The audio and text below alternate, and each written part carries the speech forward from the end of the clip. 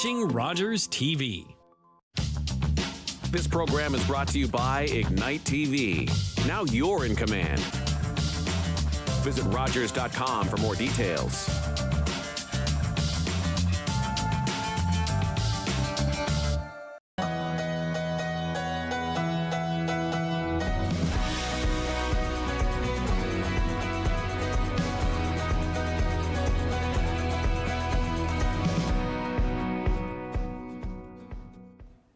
Hi, and welcome to another episode of My River District. I'm sitting here today with Morag Budgeon of the Owen Farmers Market, and she's an artist, and she's creative, and she's just a wonderful person, and we get to spend the next, 27 minutes together. Thank you, Viveca. I just want to qualify something. Although we are on a podcast, I didn't know that they're being videoed as well.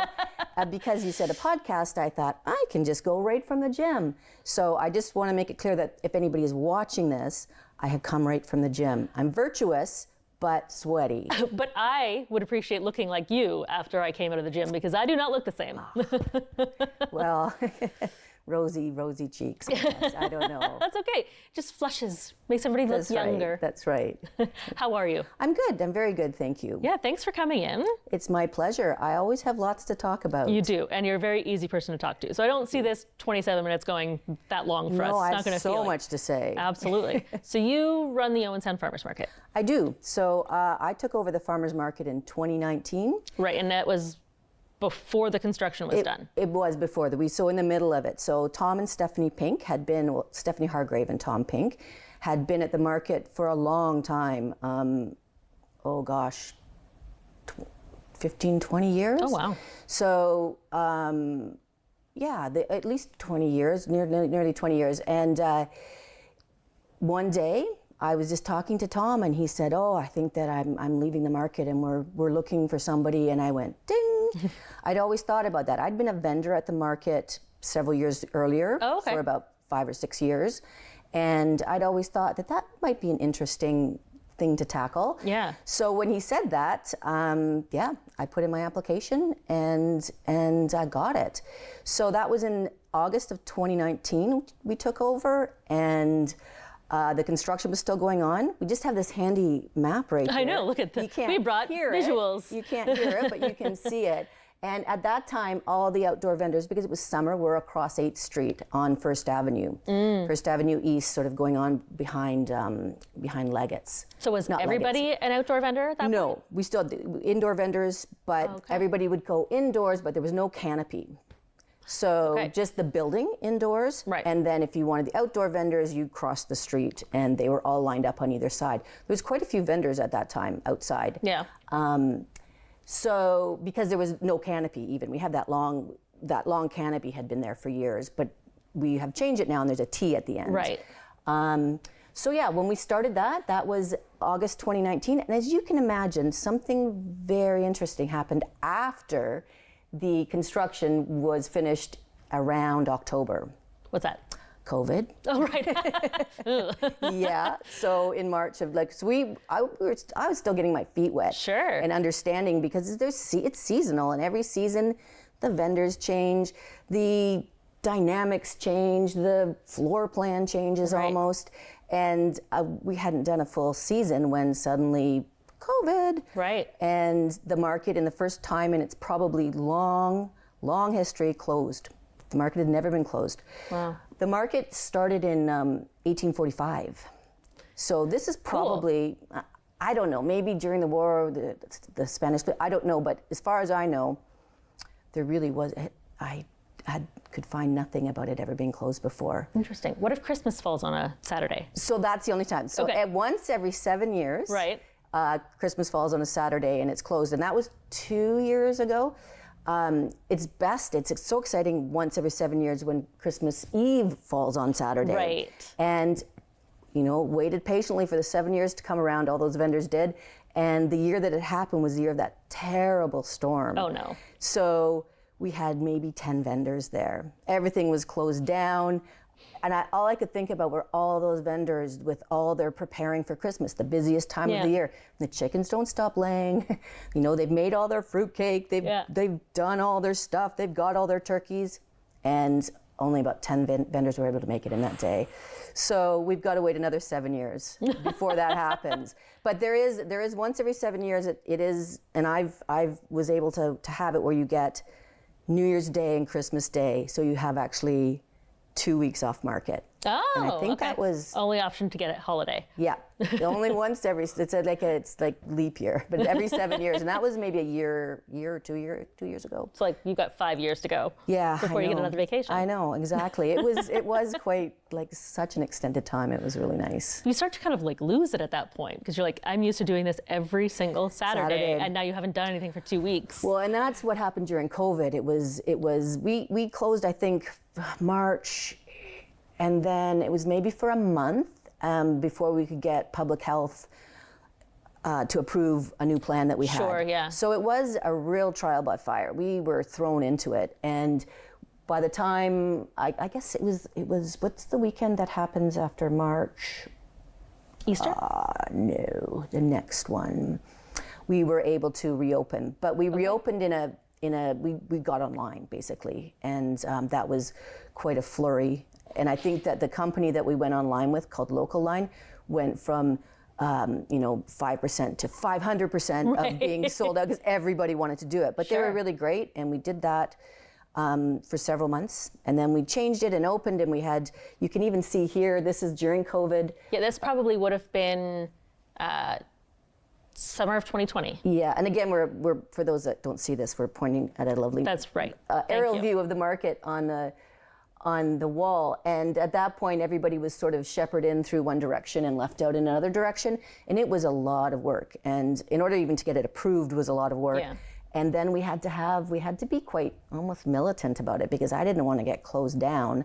So people would enter a certain way. They'd go by every single vendor and end up out.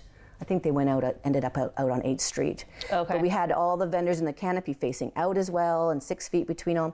So it's old news, I know, but it was quite a challenge. Well, it's a massive change in a format that has been running for many, many years. Many years.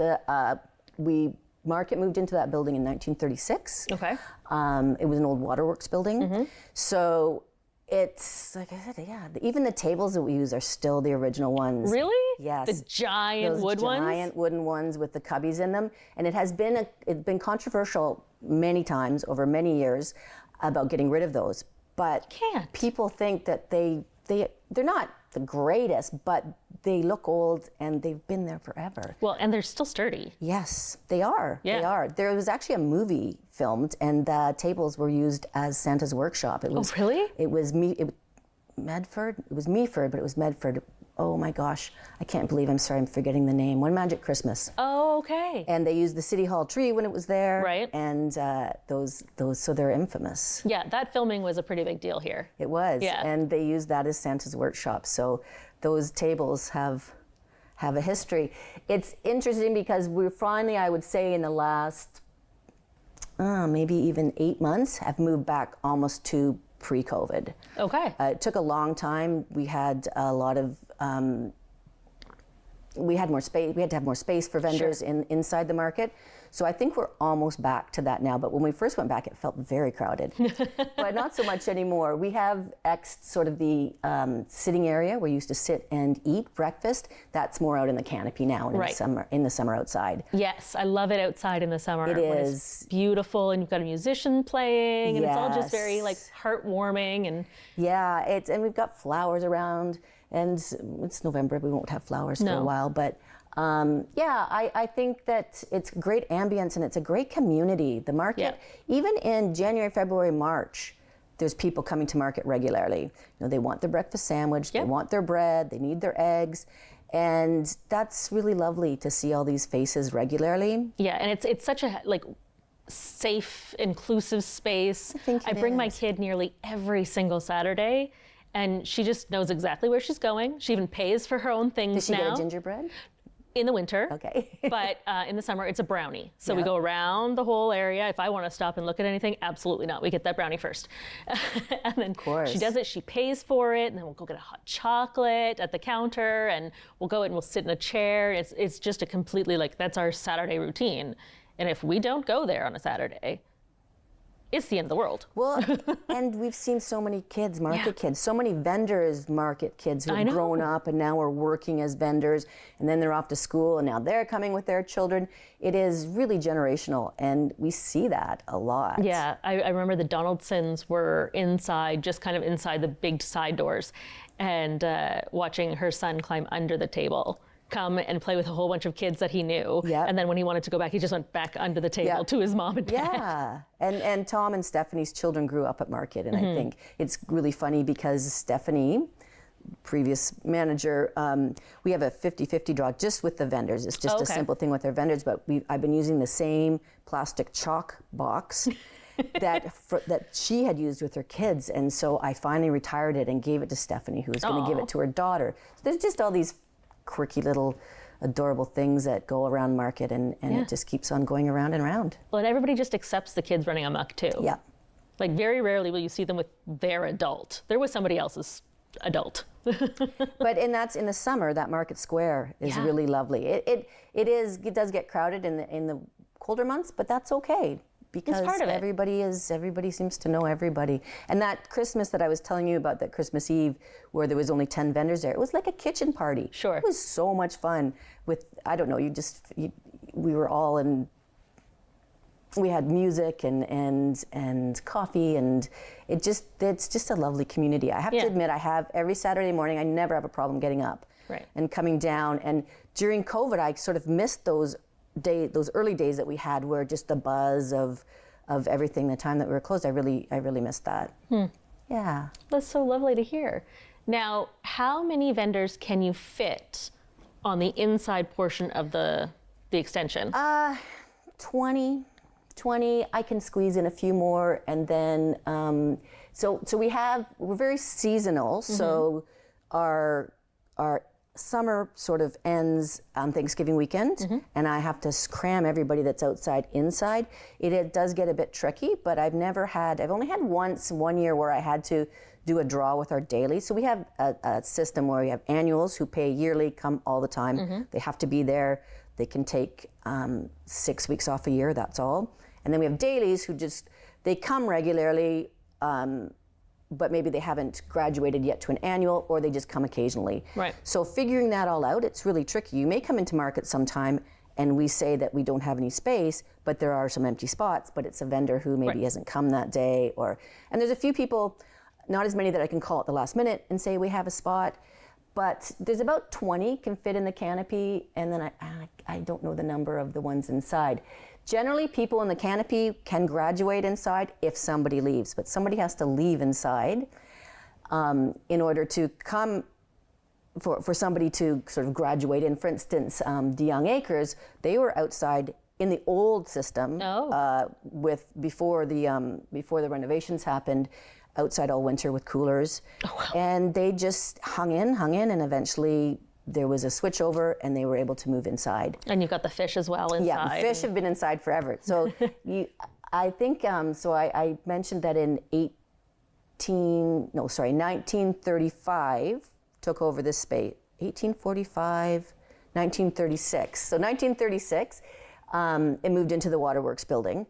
And then in around 1970, it became a cooperative not-for-profit. Okay. So it was a group of market vendors got together and did all that paperwork, got that, and there's still some vendors that are there from that time. And that just shows the longevity of those people who really love Market and come regularly. I love that. And when we come back from this break, we're going to talk more about that and how it functions. Excellent. We'll see you soon. Get ready for the ultimate sports talk experience. Join us every week for the most in-depth analysis, heated debates, and special guests. We give you action off the ice and off the field with all the drama and all the fun.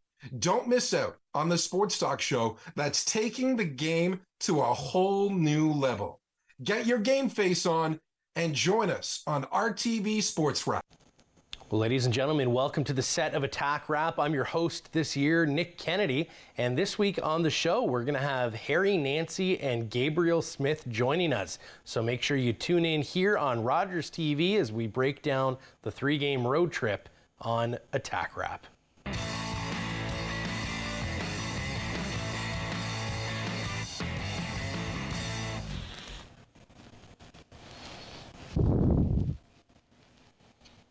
Hi, I'm Carol Merton, host of HealthLink on Rogers TV.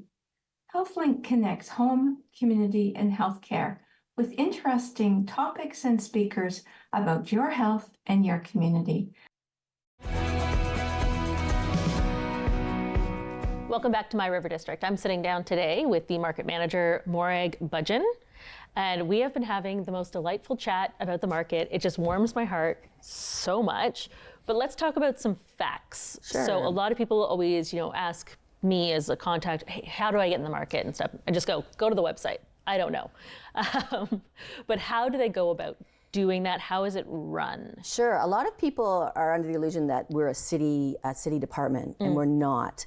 As I said, in 1970, in the 70s, it was incorporated as a not-for-profit cooperative. Okay. So there's a board of directors, and the board of directors meet once a month, and they will jury work. So if anybody wants to apply to market, there is an application online. The board of directors will look it over and jury it, make sure it meets criteria. We have space. So the board of directors are my boss, basically. Sure. And I think we have maximum 12. And most of the decisions go through them. Okay. So you can, if you want to rent the market space, you do it through the city. Yes. Just because of logistics. The city can give you insurance. Right. And those kind of things, you have to have insurance, you have to have certain things, right. But it is me that has the board of directors that have to say whether it can be rented or not. Right. So the board of directors are in charge of jurying, setting fees, fundraising. So think of anything inside the market, we pay for. Right. So we got a new floor. We paid for that. We got the market painted recently. We paid for that. If there's any renovations to the upstairs apartment or to the kitchen, we pay for that. Anything on the outside of the building, the city does. Right. So city will put our storm windows up. Yeah. The city, if the bricks need repointed, if there's something with the roof, that's the city's purview. So it works out nicely, and it is a grand old building, and we're so lucky to have it. Yeah. But we have to maintain it. We have to keep it fresh and going, and it is an old building, like I said. Getting the boiler looked at, the electrical load was never meant for what we have now at the market, and its circuits are blowing, and so it is a responsibility. And as the manager, I'm the steward of the building, and we try to keep our vendors. We don't want to make it vendor heavy in anything. We are a producer market, Sure. So you have to make it, grow it, produce it. You are allowed to sell 25% of something that's maybe not yours or that you haven't produced. So let's say you are selling Latino food, but you wanted to bring in somebody and sell their tortillas. Right. You could do that because it's related, and it isn't 25% of your product. I mean, it isn't more than 25% of your product. Right. We also need to keep it balanced because we are a small town, and we have between 40 and 65 vendors that come off and on. But if you have somebody doing beeswax candles, if you have two people doing beeswax candles, you can't let a third in. Right. Because that would just saturate the market. We try, if you're selling something that maybe is your 25%, maybe you are, or just it's part of your produce. Say, I use garlic as an example. Sure. So maybe 3 or 4 people have garlic, but together it would create the same amount as 2 vendors. Right. So we have one vendor who sells just garlic, and then we have a couple more that sell a bit of garlic to make up that full vendor. Right. And I imagine the women who do the flowers and stuff, if they have like a garlic braid, that doesn't count, or that Well, it doesn't, because they put flowers in it. Right. So this is now art. Yes. Okay. And so it is tricky, and Sure. there's lots of sort of little things that maybe don't quite make sense, but they do make sense in the bigger scheme of things.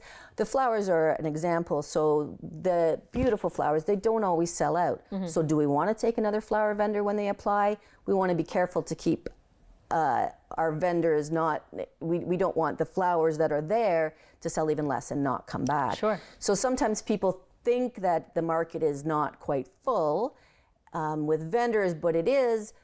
But maybe they're not there in that season, or they're not there that weekend, or it is quite a balancing act. It's complicated. I've done it myself for like a couple of markets. And it's a lot of work. And I will start getting calls on Friday from 5 p.m. till 5 a.m. of people that, and it happens, you can't make it, you're sick, something's come up, but it is a balancing act. And so in order to apply for market, there is an online application on our website. If you go to owensoundmarket@gmail.com, there'll be an application there. And I do often hear people saying, I've been trying to get into the market forever and I can't. And I encourage them just to keep applying because obviously the market is saturated in that. Yeah. And it does switch over. It does, there is a turnover, but it is unfortunate. We are starting a campaign. One of our board members is going to start looking for vendors that maybe we don't have to fill spots, but there's really not a lot of spots to fill because once we go from that summer season where we have lots of outdoor space into the winter season, we move over on Thanksgiving weekend. So it goes from the May 24th weekend till Thanksgiving weekend. All those people, I have to find a spot for them inside. Yeah. And so it is a bit tricky. I think I mentioned that before. I think this is, I'm repeating myself. We've also been talking off camera, so it's hard to remember what we've talked about. But if you were a summer vendor only, so you could go to that Thanksgiving date, and you were happy to only be outside, and you were something completely unique. Yeah. You can just come for the summer. Yeah, it has to be juried. So people have to put in an application. We have to make sure if it's food that they're cooking in a public approved kitchen, which we do have for rent. Our kitchen is quite reasonably rented if you're for a vendor. We do have it right now. It's rented Wednesday, Thursday, Friday, Saturday. Because those are the days if you want to cook fresh, Friday is the prime day. Sure. You want to cook it and then sell it on Saturday, but it is available other days and evenings for rent. So once all that stuff has happened, you can start market. We do get a lot of applications, but unfortunately there are a lot of the same thing that we have. And I hate turning people down, but it is. Yeah. It isn't a huge market and we need to keep our vendors selling. There's been since COVID, an interesting change in that for years people would come and get their chicken and get a whole cow and get a bushel of apples and more food, storing the food and making the food, and now it's more ready-made. You see that there's a real switch where people are now coming and getting their food for the day. So they're coming and getting their pupusas or their tortillas or their pizza or their Syrian food, and we've got a great variety of international food and eating it that day. So the market's electrical load was never meant for that. Sure. So we do struggle. That's why there's some vendors that they're selling ready-made food. They have to be out in the canopy because we can't hold their electrical charge inside. Yeah, different circuits and and it's in a big old rambling building and going downstairs and trying to find which panel it's on. Yeah. That can be difficult. I mean, that's difficult in my house. So it is, but it's all part and parcel. So we try to keep as big a variety as possible, and but making sure that nobody is losing sales because we have 6 jewelers. Right. And food will always get priority. Okay. Because it is a farmers market. We can never be a true farmers market because in the you have to have 50% food and 50% art craft others. Okay. But because we're year round, it's impossible. Sure. In the winter, we can't have as many vegetables, obviously. Sure. But we try to keep that as much as we can at 50-50. I mean, you've got a couple of vendors who are there all the time, every week, and somehow they're still pulling out fresh vegetables. So the idea, we are allowed 2 wholesalers.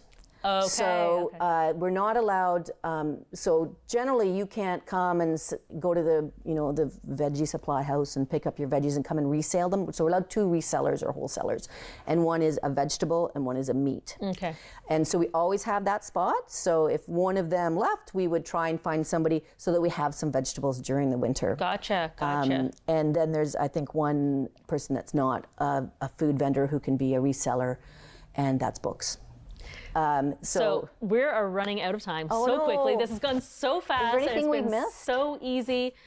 Go to the Owen Sound Market website.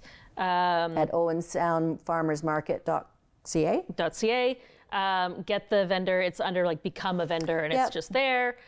You can rent it outside of the market times. You go to the Owen Sound website, and you'll book that through our facilities booker, and then that will get determined whether or not it's allowed to happen. There's been great things like Bandit Fest. A bunch of youth came forward to run like an all-day music festival. I mean, we run events in there regularly, we being the city and the River District. And in the summer, it's lovely. Twinkle lights and the river and the sun setting. It is quite lovely. It's also really beautiful in the winter too. Yes. I mean, to be able to have this confined indoor space, but have all of the doors that shine so much light in, it's really, really lovely. And we decorate it up. And I know, it's so fun. We could talk for another 3 years, but Morag, right before we go, why do you as a local love it here? I love Owen Sound because it's everything you want. You can, 2 hours and you're in the city. An hour you're up at the grotto, the Bruce Peninsula. It's got a decent hospital. It's got a symphony. We have Sweetwater Music Festival. We have a year-round market. We've got art centers. We've got a gallery. We have everything here. We really do, and it's a pretty little downtown, and it's slowly building up. It used to be it's like everything. It's up and down, and downtown downtown Ontario it's got its problems now, but it's filling up. There's restaurants. There's the Y. There's it's got everything, and it's nestled in this little valley, and there's water, and there's harbors, and there's beaches. And I think if I won $1 million, I would, and I wanted to get, everybody wants to live on the water. Sure, it would still be on Georgian Bay. Yeah. I love the rock water. I love the cold water. It's beautiful around here. It is. And there's so many words I could use that aren't coming to me right now to describe it, but it is a beautiful, beautiful, Grey County is beautiful. We're very, very lucky. Yeah. So just tell us in our last few seconds the hours of the regular market. Yep, so the market is open every Saturday morning, except for Christmas Day and New Year's Day when it falls on Once every 7 years. Yeah, once every 7 years, from 8 a.m. till 12:30 p.m. We are hoping maybe Christmas, we might extend the hours on the one market before Christmas. That's something we're negotiating right now. But every Saturday morning, 8 till 12:30, year-round. Perfect. And of course, if anything changes, check out the River District website or the River District social media pages at River District OS. You'll also likely have it on your website and your socials as well. So we will get that message out there as quickly as we can. Well, Morag, thank you so much for coming on the show today. Here's your Locals Love It Here badge of honor. Can I collect these? Can I start coming all the time? Yes, and absolutely collect buttons, and I'll get a sash for them. That'll be very official. Yeah. Thank you again, Morag. Thanks, Viveca. We'll see you next time. Bye.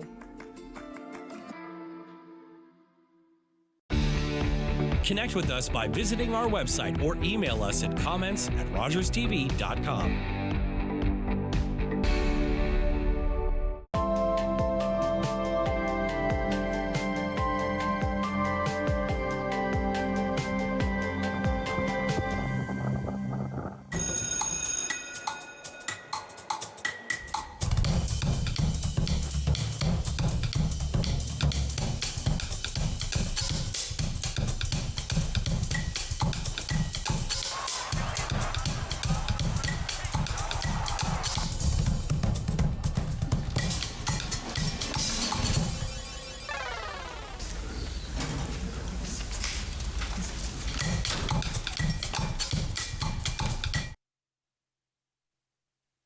There's a center back out in front. There's a shot off a leg right in front of the net. Backhand shot, scores! Down the